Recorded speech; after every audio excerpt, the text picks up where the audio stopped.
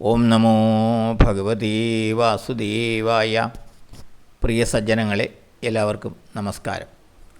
സത്സംഗവേദിയിൽ നമ്മൾ ശ്രീമദ് ഭഗവത്ഗീതയിലെ 17-ാം അധ്യായമായ ശ്രദ്ധാത്രയ വിഭാഗയോഗത്തിലെ 6 ശ്ലോകങ്ങളാണ് പൂർത്തിയാക്കിയത്. ഇന്ന് നമുക്ക് 7-ാമത്തെ ശ്ലോകം നോക്കാം.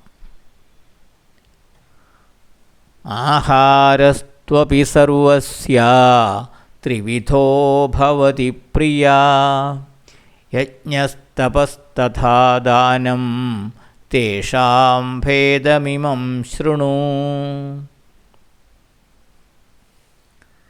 സർവസ്യ പ്രിയഃ, എല്ലാവർക്കും പ്രിയമായ, ആഹാരത്തു അപി, ആഹാരം പോലും, ത്രിവിധ ഭവതി, 3 തരത്തിലുണ്ട്. യജ്ഞ തപ തഥാ ദാനം, യജ്ഞം, തപസ്, അതുപോലെ ദാനം, തേഷാം, ഇവയുടെയും, ഇമം ഭേദം, ഇത്തരത്തിലുള്ള വ്യത്യാസം, ശൃണു, നീ കേട്ടുകൊള്ളുക. എല്ലാവർക്കും പ്രിയമായിട്ടുള്ള ആഹാരം പോലും 3 തരത്തിലുണ്ട്. യജ്ഞം, തപസ്, അതുപോലെ ദാനം, ഇവയുടെയും ഇത്തരത്തിലുള്ള 3 വിധത്തിലുള്ള വ്യത്യാസം നീ കേട്ടുകൊള്ളുക. സ്വഭാവത്തിൽ സാത്വിക, രാജസിക, താമസിക ഭേദങ്ങളുള്ളതുപോലെ ആഹാരത്തിൻ്റെ കാര്യത്തിലും ഈ 3 ഭിന്നഭാവങ്ങൾ കാണാം. അതുപോലെ യജ്ഞം, തപസ്, ദാനം, ഇവകളിലും ഇത്തരത്തിലുള്ള വ്യത്യാസങ്ങളുണ്ട് എന്നാണ് ഭഗവാൻ പറയുന്നത്.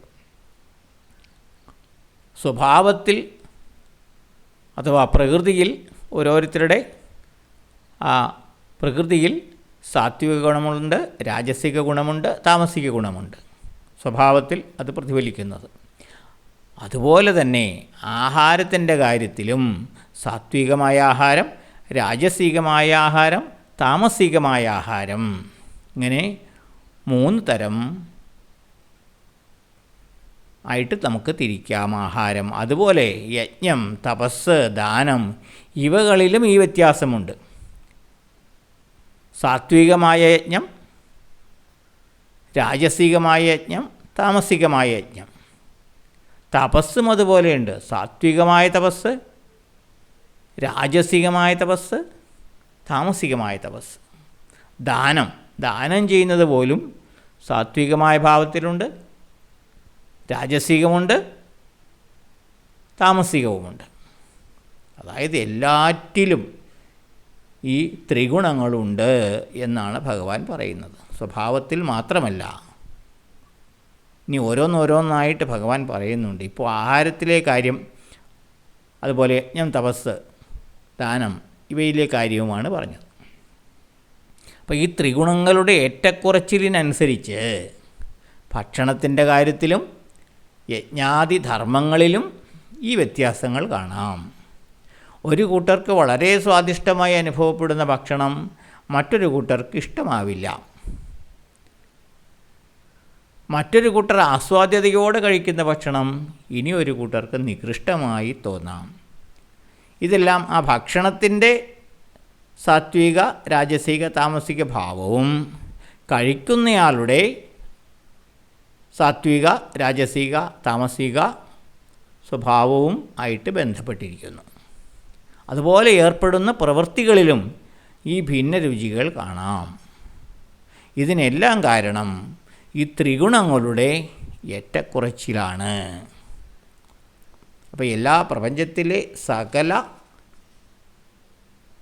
വസ്തുക്കളിലും സകല പ്രഭാവങ്ങളിലും ഈ 3 ഗുണങ്ങൾ ഉണ്ട് എന്നാണ് ഭഗവാൻ ഈ ശ്ലോകത്തിലൂടെ പറയുന്നത്. അടുത്ത ശ്ലോകം നമുക്ക് അടുത്ത ദിവസം നോക്കാം. എല്ലാവർക്കും നന്ദി, നമസ്കാരം. ഓം നമോ ഭഗവതേ വാസുദേവായ.